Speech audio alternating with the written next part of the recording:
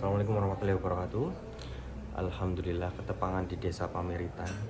Ya, saya Raden Aditya Wangsa.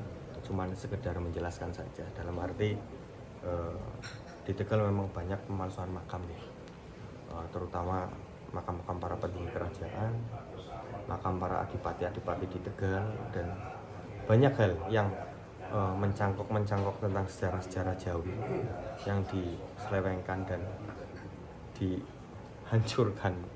Salah satunya di Pangeran Panggung. Itu kan usut punya nanti dikatakan Habib beliau, Al-Atos atau Bin Yahya atau saya tidak tahu. Yang jelas beliau itu adalah cucu dari Sunan Ampel. Sejarahnya yaitu Sunan Ampel punya anak Ratu Panggung, dinikah sama Raden Fata, punya anak Sabrang Lor II, punya anak Pangeran Panggung. Itu salah satunya. Dan kota Tegal hampir semuanya itu sudah tidak ada. Leluhur itu sudah semuanya hampir Habib ya mungkin ya. Leluhur-leluhur yang asli Jawa hampir sudah ada. Ya sudah tidak ada. Mungkin hanya Pangeran Panggung. Terus yang di Debong mungkin banyak tapi kita belum ke sana. Cuman namanya sudah ganti semua. Namanya sudah ganti.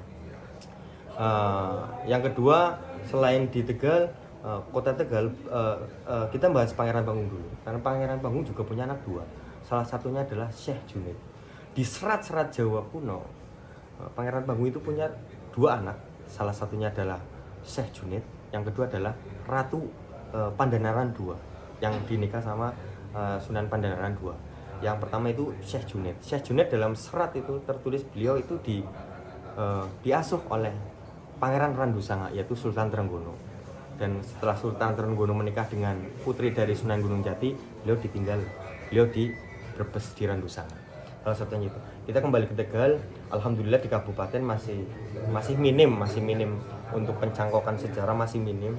Makanya kita harus sering-sering melestarikan budaya. Yang salah satunya di Syekh Datuk Kafi. Saya agak sensitif tapi ya Syekh Datuk Kafi yang asli memang di Cirebon. Cuman lambat laun yang sekarang itu menjadi yang namanya makam Syekh Datuk Kafi.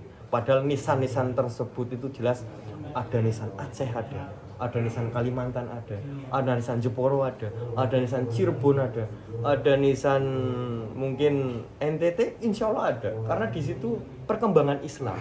Jadi tidak hanya merujuk ke salah satu Syekh Datuk Kafi bukan ya. Dan yang dikatakan makam Syekh Datuk Kafi itu nisannya nisan Jeporo, bukan nisan Girinan, bukan nisan itu Syekh Datuk Kafi bukan.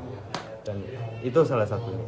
Yang kedua mungkin kemarin yang saya juga Reksonegoro juga dikatakan Habib.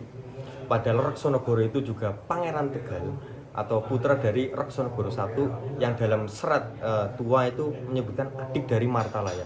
Dan Martalaya tersebut adalah anak dari Panembahan Senopati Makaten. Jadi tapi itu sudah clear, sudah saya konfirmasi ke perangkat desa, saya sudah konfirmasi ke ke kelurahan bahwa kalau ada seseorang yang akan mengubah makam Reksonegoro harus ada data, harus ada manuskrip kuno. Tapi kemarin sudah saya sampaikan, sudah saya fotokopi ke sana.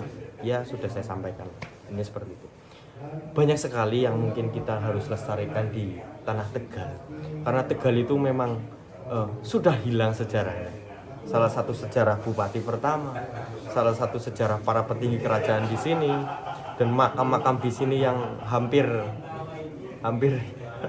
punah.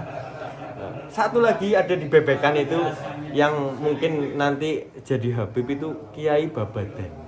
Kiai Babadan itu masih dari mertua dari Sunan Gunung Jati. Tapi nanti kita mau ke sana dalam arti mau membereskan dan merapikan makam beliau, dan insya Allah kita bikin sesuatu lah agar ke masyarakat agar beliau bisa diuri-uri Kiai Babadan tersebut. Mungkin meniko dan terakhir itu di Amangkurat juga ada.